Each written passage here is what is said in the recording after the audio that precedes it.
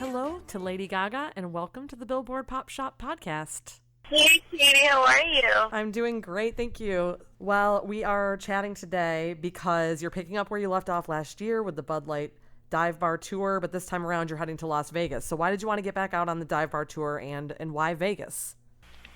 I just love playing in bars, and I got to tell you, all the time I think about how I started out in my career, and I was just playing in bars downtown in New York, and you miss that, you know? It's a very wonderful, intimate connection that you get to make with the audience, and it's all about, you know, friendship and love and bonding.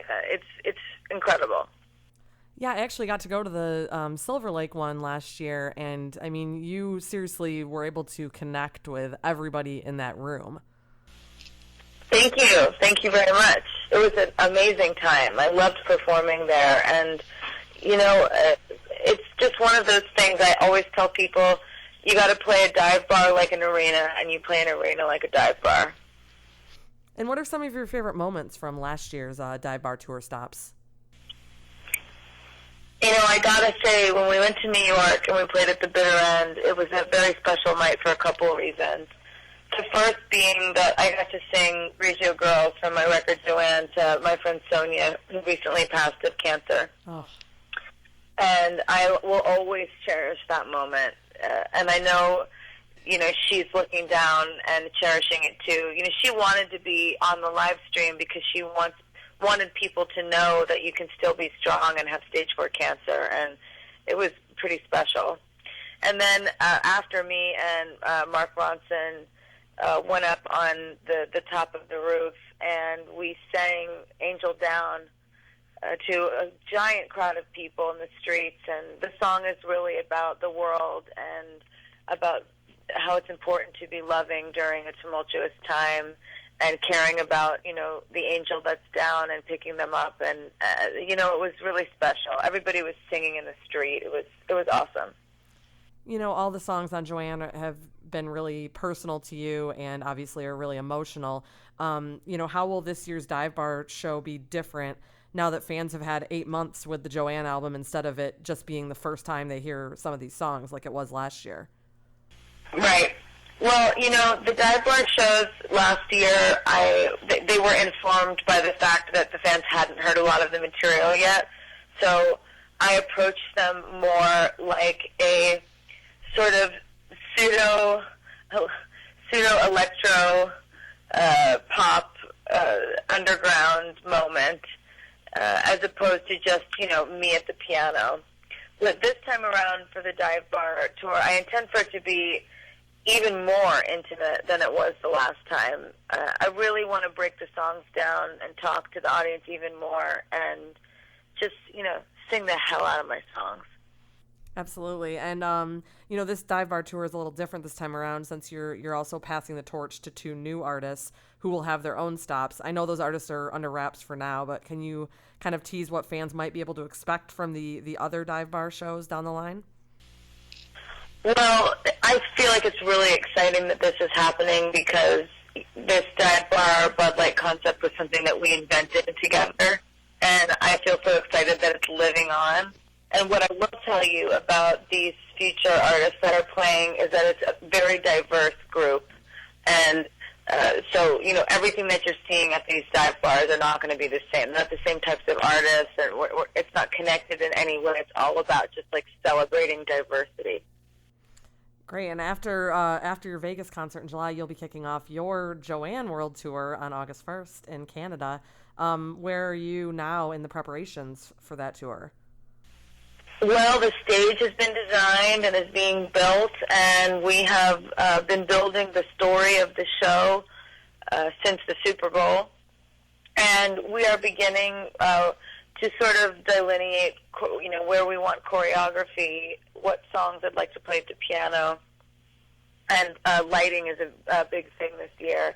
The stage is very different from anything we've ever done before, and I'm really in love with it. So I'm very excited about the show. And, you mentioned playing a dive bar like an arena and playing an arena like a dive bar. What are some of the major differences between getting in a tiny room of 250 at a bar in Silver Lake or getting in front of a crowd of 40,000 at some of the baseball parks that you have lined up for the Joanne Tour? Well, when you're playing in a baseball stadium, it's possible to see some fans in the front, but it's not possible to see as many up close and personal. And at the dive bar, you can, depending on the configuration, you can really see everyone. So I think, the intention is to, when I'm in the arena, to really kind of slow it down sometimes and really connect with each person in the most intimate way that I can, like it would be in a dive bar. And then when I'm playing in a dive bar, the idea is to be intimate at times, but then to be explosive and big as well, to give people the feeling of what it would be like to see me in a bigger venue. Definitely. And speaking of a bigger venue, you headlined Coachella in April, and you debuted your new song, The Cure, there. Do you have any plans to maybe bring out some new music on the world tour? Absolutely. Ooh.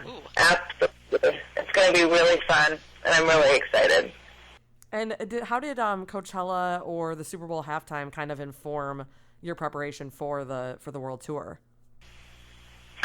Well, we never like to do the same thing twice, but we do obviously love to represent the choreography that me and my dancers, who I've been with for 10 years, all of them, have been doing for a long time. So we like to, bring back certain moments, but we're creating something completely new. It will grow out of what you saw at the Super Bowl and Coachella, but, we always like to keep it fresh.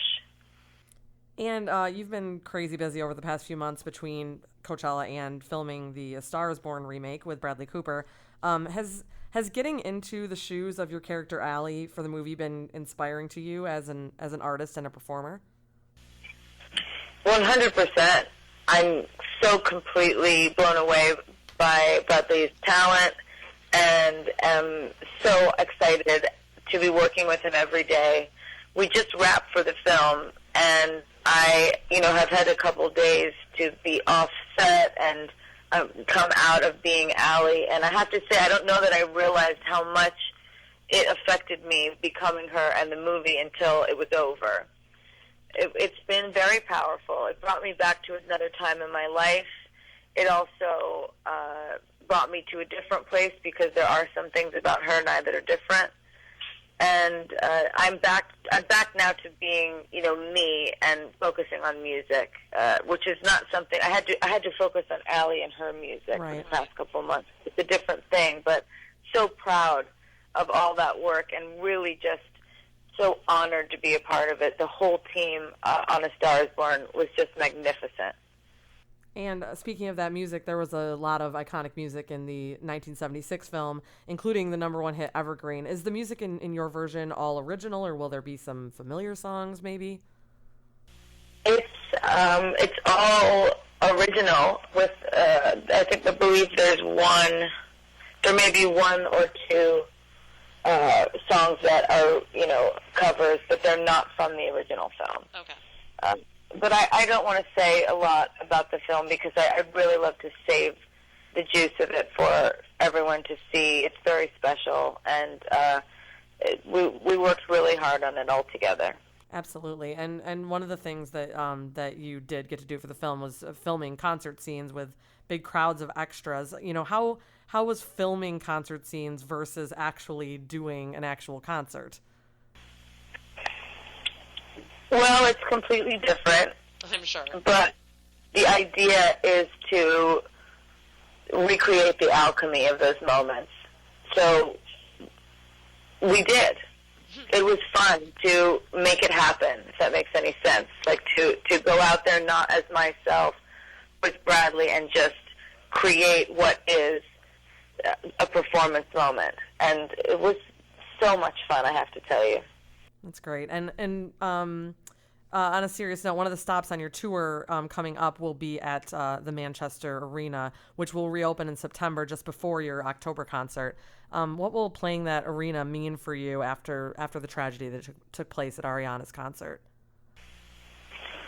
it will mean a lot to me. I'm excited to share that moment with my fans, as I am in, every place that we go.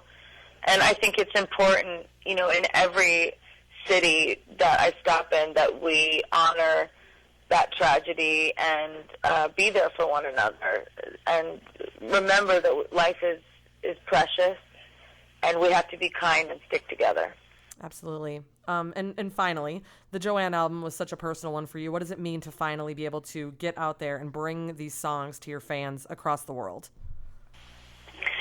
It feels really great. I mean, I absolutely put, a lot of my soul into that record, and into the sounds, into the words, into the way I was singing.